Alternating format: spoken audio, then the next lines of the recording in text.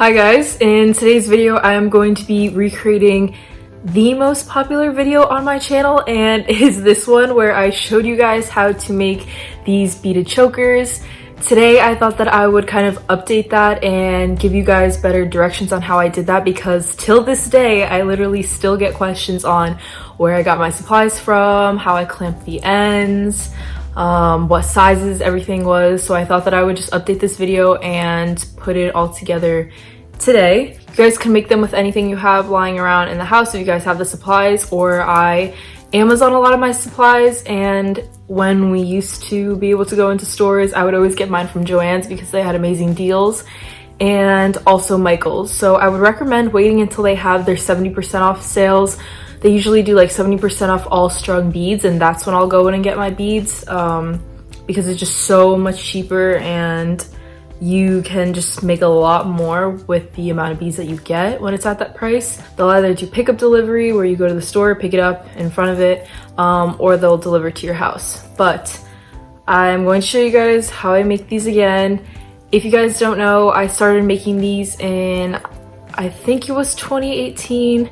It seems like so far, but so close. I can't remember if it was that year, but it was the year that I did the Velocity bike cycling fundraiser event, and I decided to make these to fundraise $500 to participate in that event.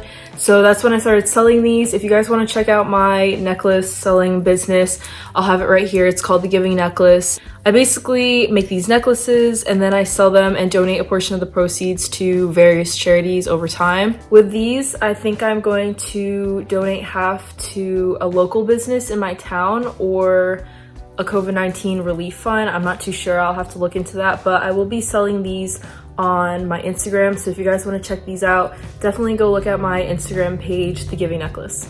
I guess that we could get right into how I make these. So these are some of the necklaces that I already have made. This is what I use to just hold all my beads and findings and clasps and tools.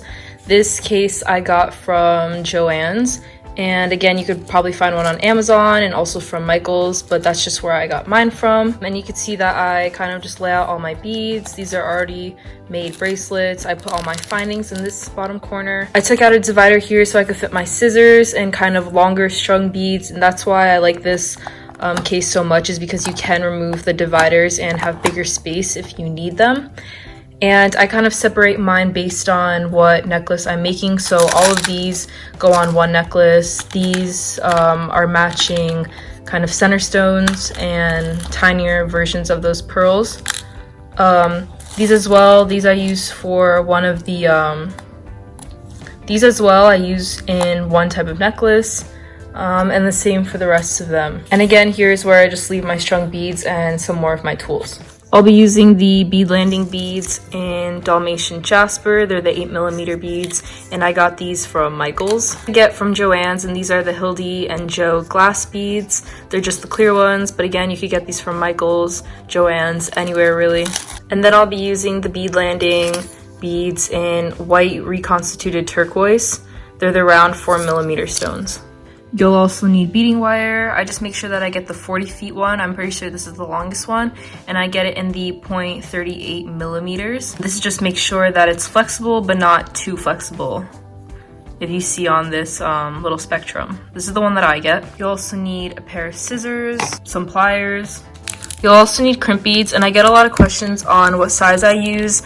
These are about 1 to 2 millimeters. I'll link them down below. I got these from Amazon. They were super cheap and I haven't run out of them yet. Again, as long as the wire fits through them. So I said I had 0.38mm wire, and these are 1 to 2mm crimp beads, so the wire will go through perfectly fine. You'll need jump rings, and these are about 3 to 4mm. And you'll also need any clasp that you prefer. I prefer lobster clasps. I think they're the easiest, and based on the feedback that I get from people who buy my necklaces, this is their favorite kind of clasp. The first thing you'll want to do is measure out your beading wire. I'd recommend to either take a string and wrap it around your neck to measure that, then just place the string against a measuring tape and see how long it is, and whatever the length that your neck was, add about 2 to 3 inches to that. And this part is crucial because I get a lot of comments on my other videos saying that they didn't have enough wire to thread through, and I'll show you guys later how I do that, but they just never have enough wire and they can never clasp the end once they're done making a really good necklace. So I definitely recommend adding 2 to 3 inches of wire so that you have enough room to thread it back and then just cut off any extra, because you can always take away wire that you don't want, but you can never add more, and you don't want to realize that your wire is too short once you get to the end of the necklace. So I'll usually add about 2 to 3 inches to 14 inches because that's like what a standard choker size is. That's like the most popular size that I sell, which is 14 inches. So I'll usually do like cut 16 to 17. I don't have a ruler on me right now, so I'm just going to measure it against this, but I definitely say use a ruler when you're doing this. So this is about 15 inches, and again, I am going to cut it about 2 to 3 inches longer, so about right here. Next, you're going to want to put on either the jump ring or the lobster clasp. It doesn't really matter because both sides will have either one of those. I am going to take a 4mm jump ring, and you're going to want to take a crimp bead. So I have a crimp bead right there, and here's one end of the necklace. This end is, just leave it, you don't need to use it right now. So I'm going to take this end of the wire, thread on the crimp bead so it's placed right there above your fingers. Then you're going to want to thread on the jump ring. And as you can see here, this is the end of the wire. We have our jump ring, then our crimp bead. Make sure that it's in this order. Then you're going to want to do exactly as I'm doing here. Fold in this end of the wire and thread it back through the crimp bead. Not the jump ring, but just the crimp bead. Oops, sorry, that came apart. But again, just thread it back through the crimp bead. And you could see that the crimp bead is between both of these pieces. And now you're going to want to pull on the longer tail. Just pull on that longer tail and kind of make the shorter end as short as possible without pulling it back through the crimp bead. So maybe leave about 2 centimeters out. And you're going to want to hold down on the crimp bead and just pull this wire through so it's kind of shortening that end.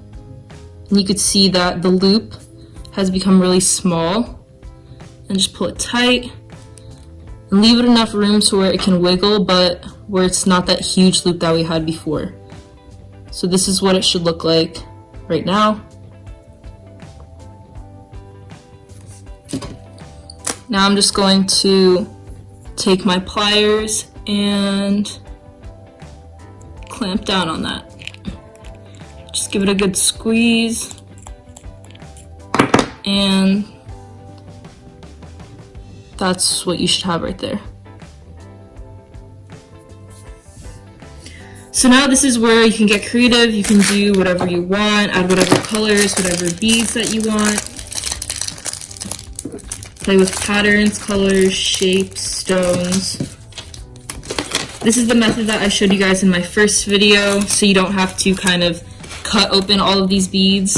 Usually with these beads, I'll cut these open and I'll just put them inside my little plastic jewelry finding case because they're pretty big and they're easy to use once you cut them off. But these are a lot more smaller, and it's way easier if you just take one of the strands. Just find a loose strand. So this usually comes with 8 strands or 7 strands in one bundle. And you're gonna go to the top of this one and kind of find where that last bead is. So again, I'm taking one strand, going to the top where it's connected here. And this bead is kind of the last one right there. So instead of cutting this all and then threading it on one by one, I'm just going to take my end of the wire that doesn't have the jump ring on and just start threading it through. And this can take a little while, but it would take way longer if you kind of threaded it through one by one, and sometimes it will come out here, so you're just gonna pull a little bit more, give it a little more slack, and just go back in.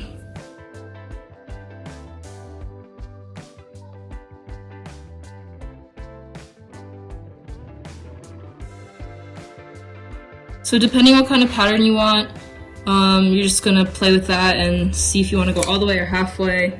Since I'm using just a center sewn this one, I'm only gonna go halfway, and again, I don't have my ruler on me, so I'm just gonna use this as a reference. Whoops. So yeah, I don't have my ruler on me, so I'm just gonna use an already pre-made necklace as a reference, and this gets a lot easier with time. So once you kind of figure out like your first 2 or 3 necklaces, you'll be able to kind of tell where you should stop, and you can always compare it to your other necklaces. So I'll see like I need about like an inch more right here, so I'll just add some more.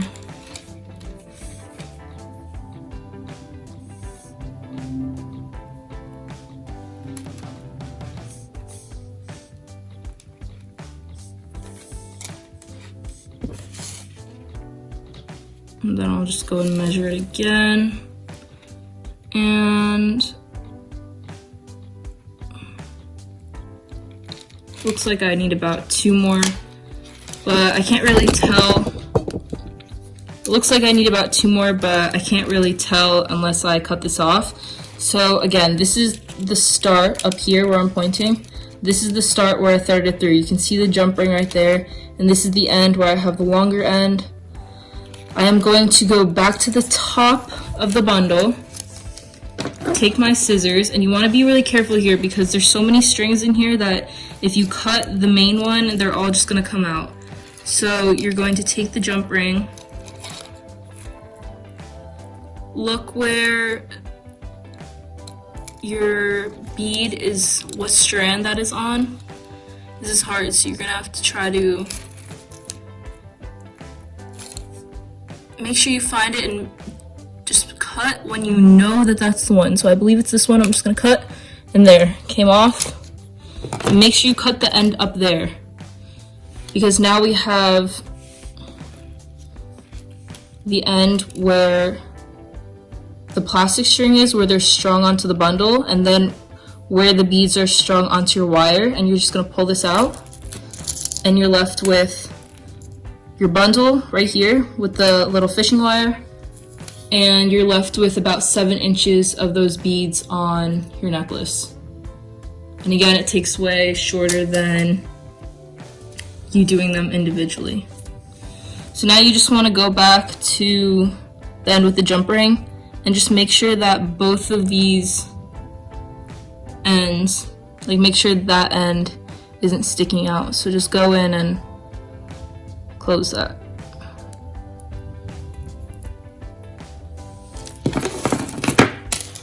Again, I'm just going to measure this to make sure that it's long enough. And again, you don't have to do this exact pattern that I'm doing, but now that you have the clear beads, I'm just going to thread on one of these white stones.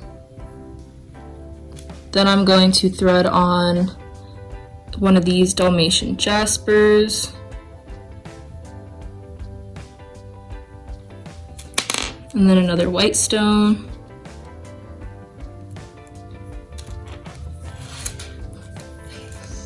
And you have the center of your necklace. Now I'm just gonna go back into the clear strand, and this is the same one that we were using. And now I'm just going to thread it through again.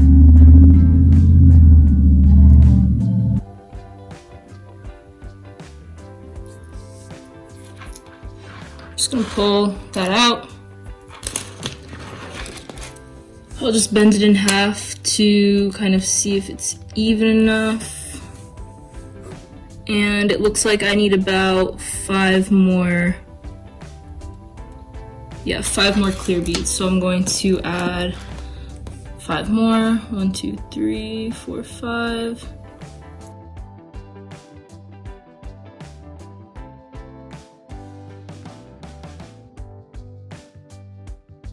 And that looks about even to me.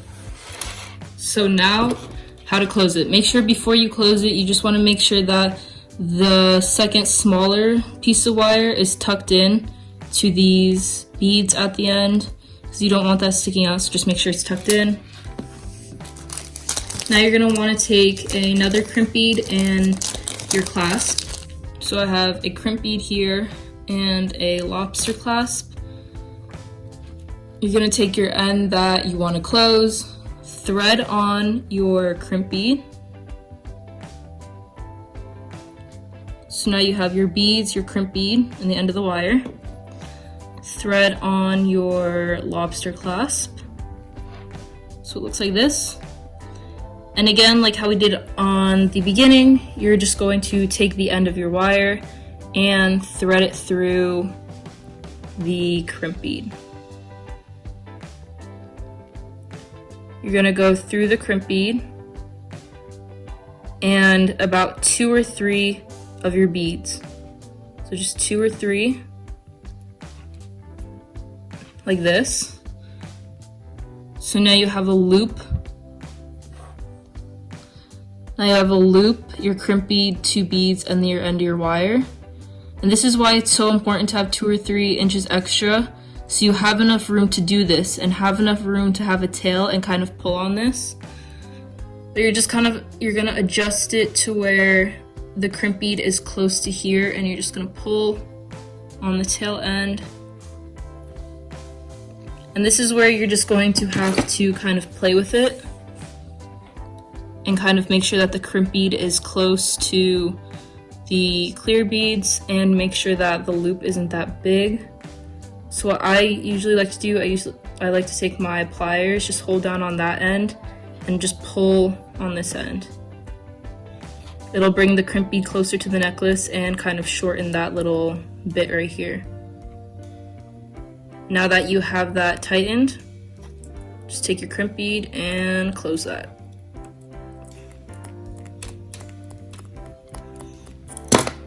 And that's what the end of the necklace should look like.